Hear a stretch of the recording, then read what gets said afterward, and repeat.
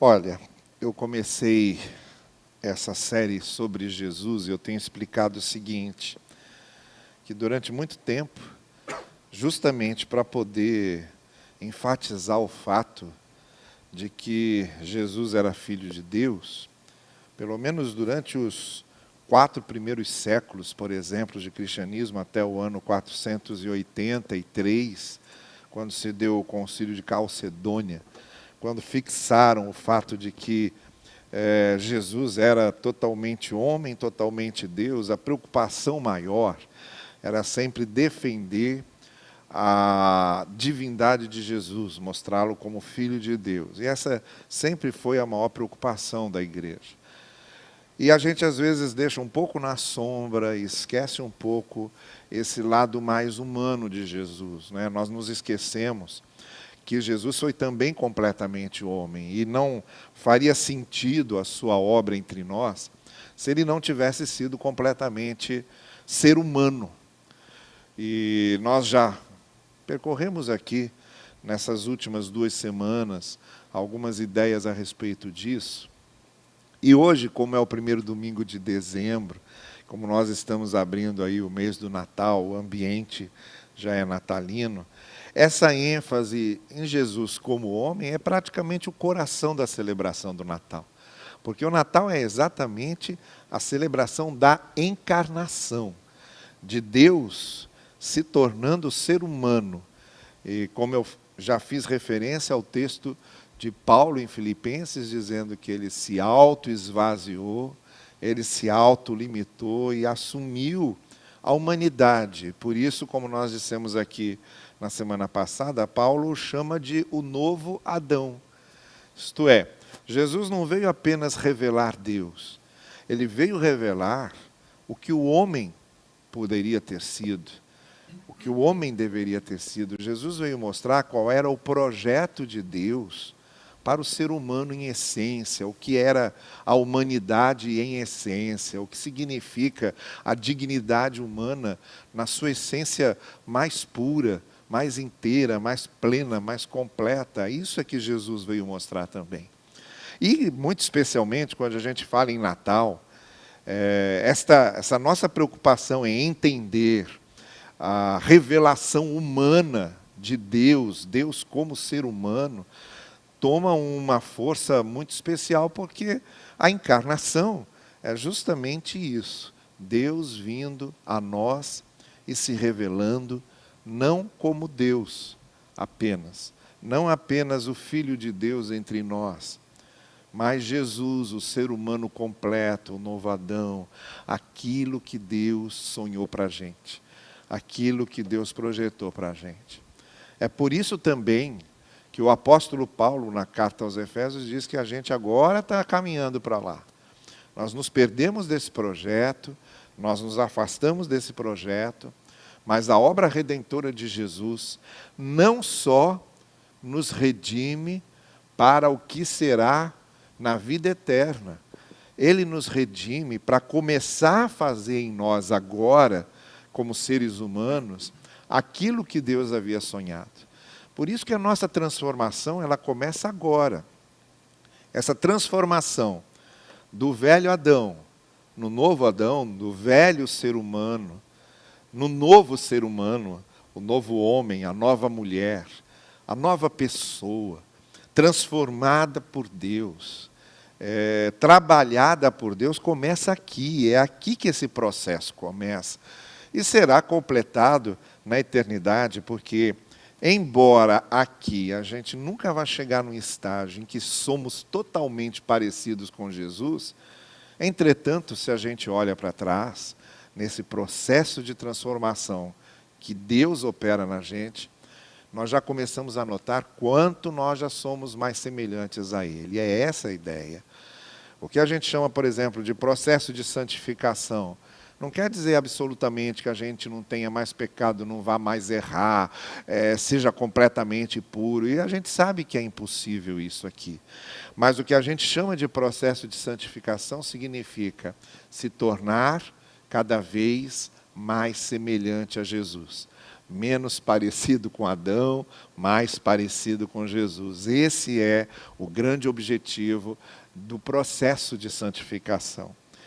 E hoje, como eu disse, né, nós estamos entrando no mês natalino, a minha reflexão, antes de nós celebrarmos a ceia, tem a ver com isso, com essa humanidade de Jesus revelada no Natal.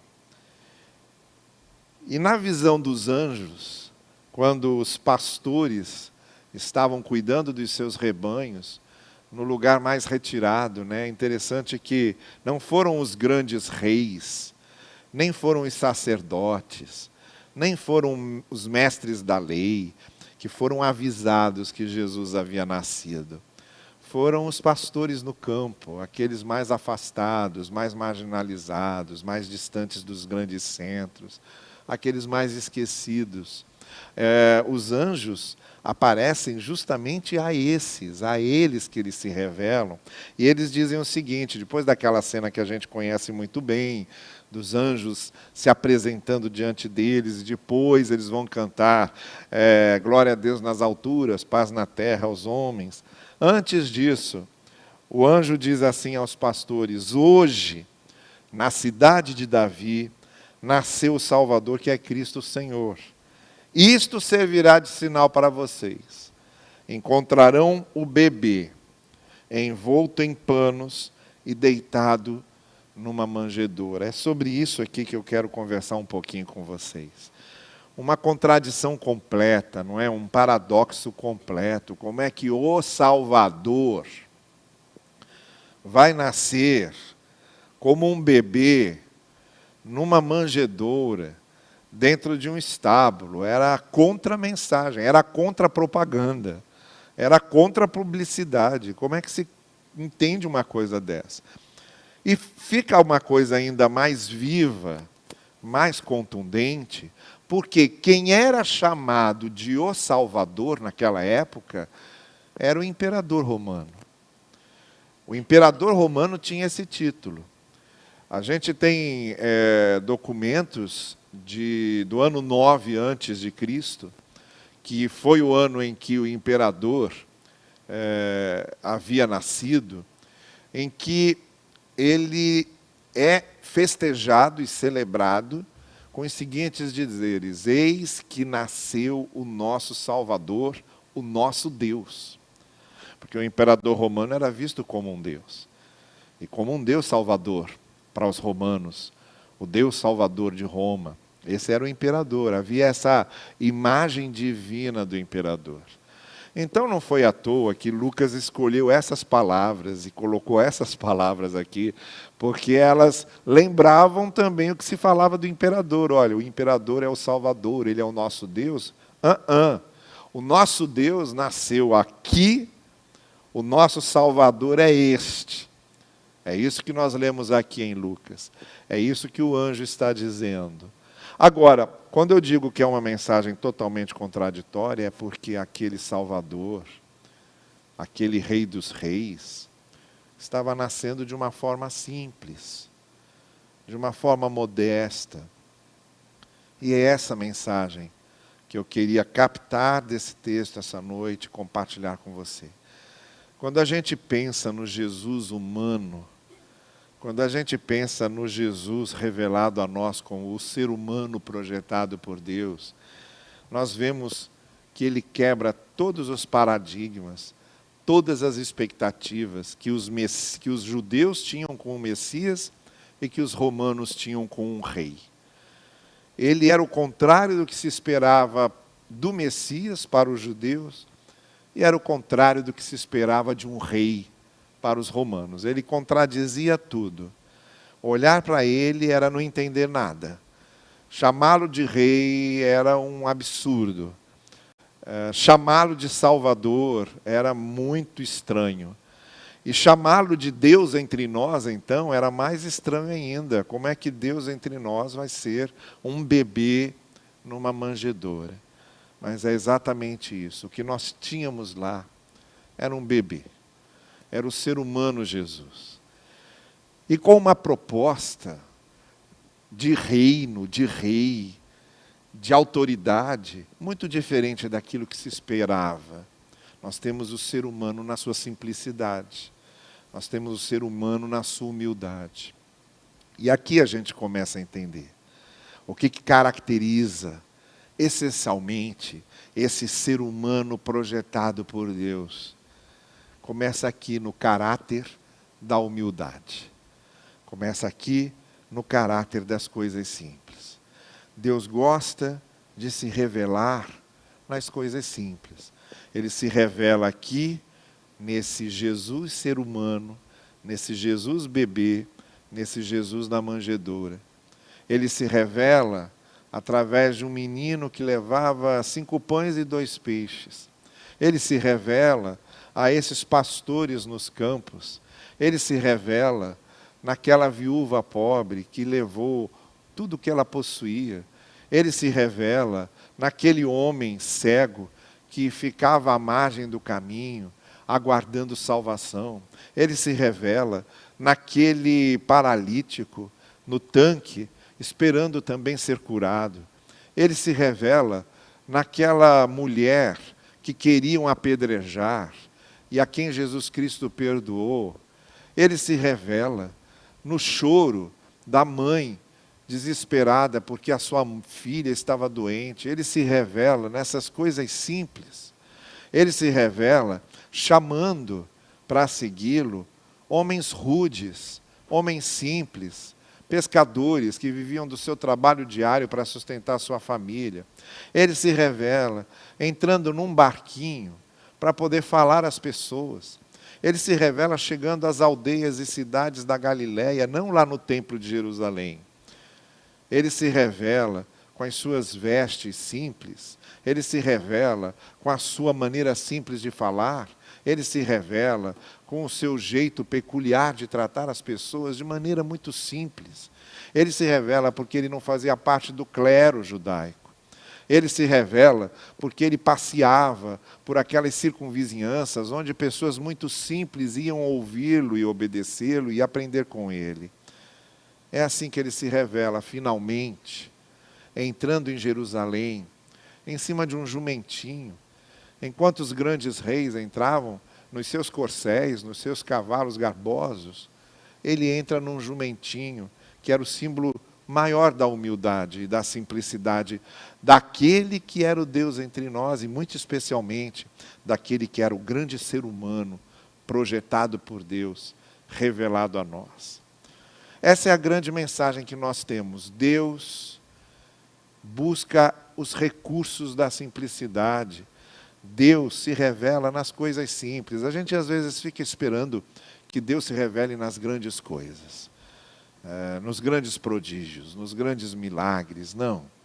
Deus se revela através dessas brisas simples que o profeta Elias ouviu lá dentro da caverna, e não no grande fogo, e não no grande terremoto, e não na grande ventania.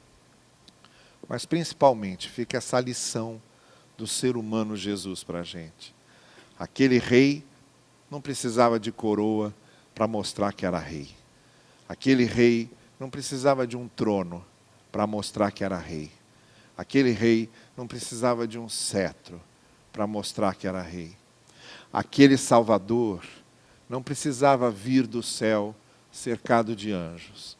Aquele Salvador não precisava se revelar no meio das luzes celestiais.